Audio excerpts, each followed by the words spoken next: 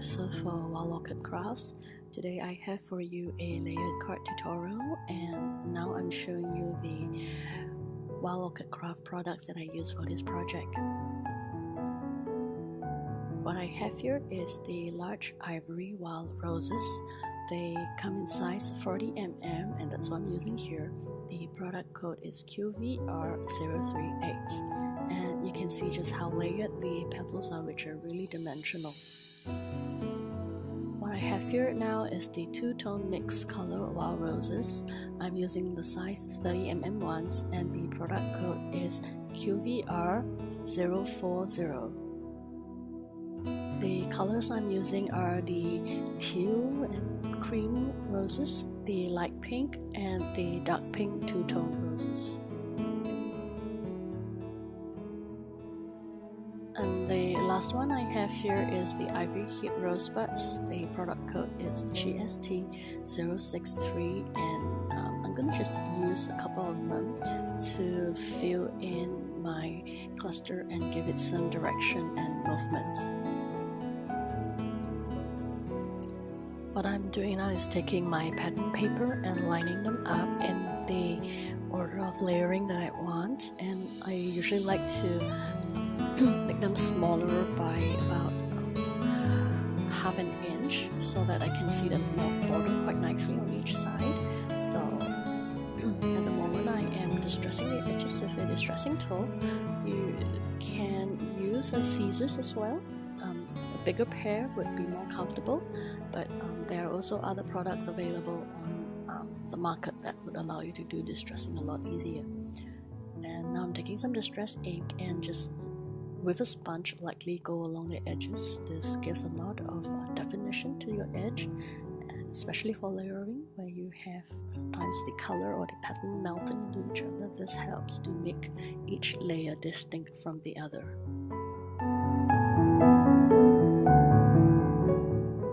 Sometimes I deliberately cut out pieces of pattern paper with the designs or the motifs on certain corners of the paper, so that when I line them up, it helps to give an extra bit of detail to the composition.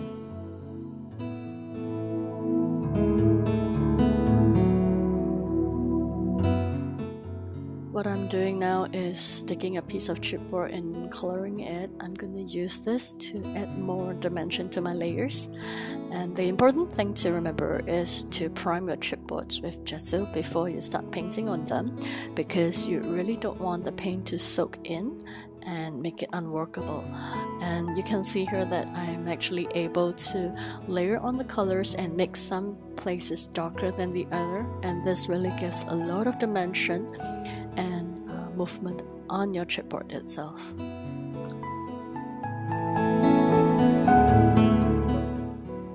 The next step in altering the chipboard is to do some simple embossing, and I am using a dark brown color with a bit of shimmer in it.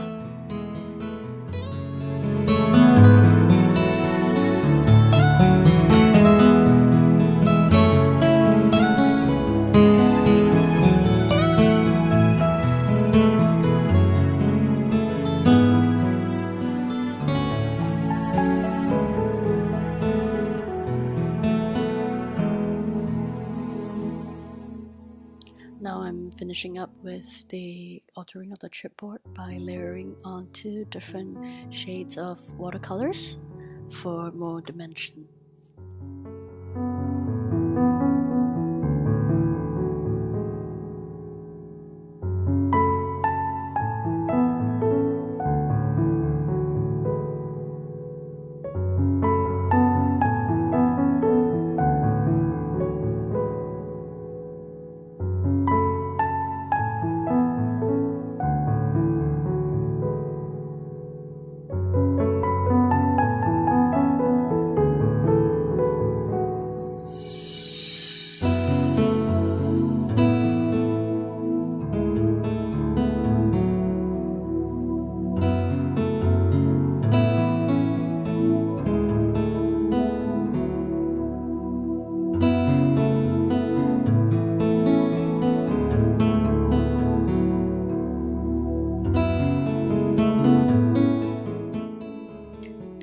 aspect of layering that I really like to emphasize is the physical popping up of each layer.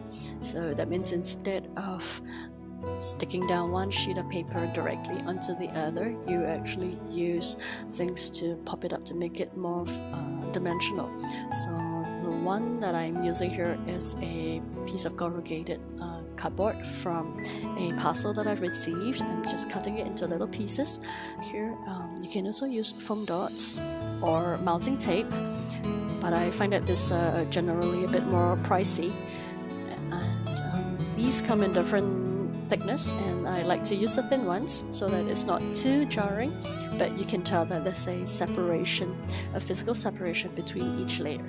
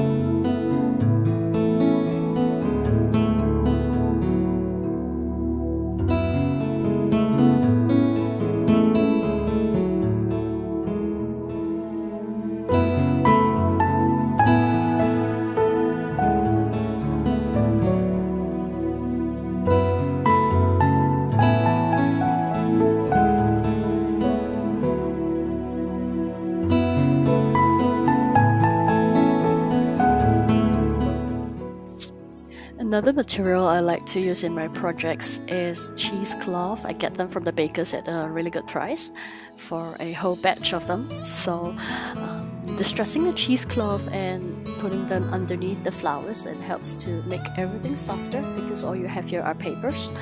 And also I like to throw in some twine or strings so that the whole thing looks really soft, and you have some extra textures to work with as well.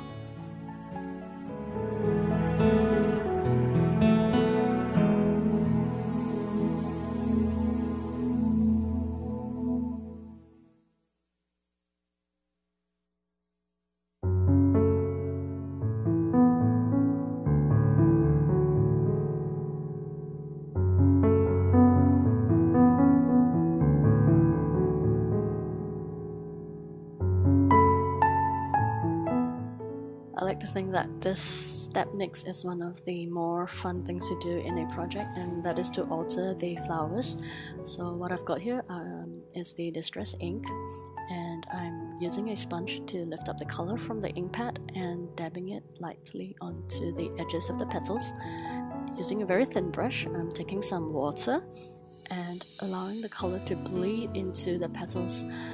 This works because your wild orchid crafts flowers are made from mulberry paper, and they're highly absorbent, and also the distress ink itself is water soluble. So when you add water to it, you can see the ink separate out into its component pigments, and that gives a very beautiful ombre effects of different colors that are actually hidden inside the ink itself.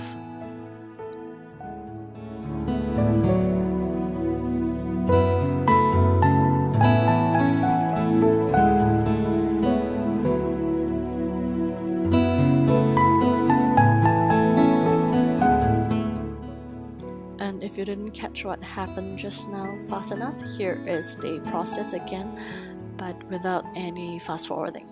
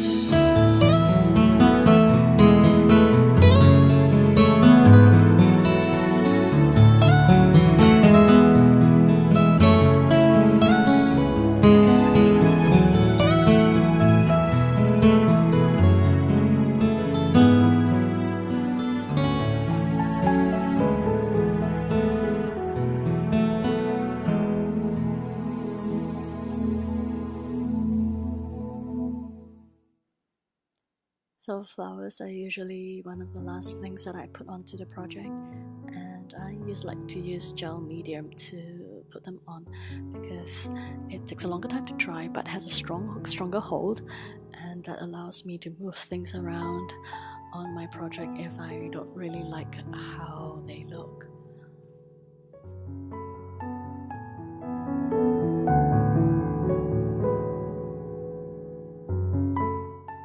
Whenever I start arranging flowers on my project, I always feel like I'm doing ikebana, which is the Japanese name for flower arrangement art, because there is really a lot to learn in the way you arrange your clusters. You use your roses and you pick your flowers in terms of dimension and color, or even the types of texture, fabric, paper, organza, that sort of material to put together a very well balanced cluster. And of course you have the smaller ones that you tuck in here and there to make it more complete. So it's almost like an art in itself.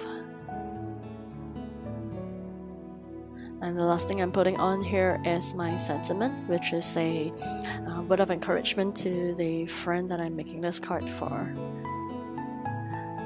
And of course I'm gonna finish up with some liquid pearls to make little pearl drops all over the project, just to give it a little bit more of a sweet touch.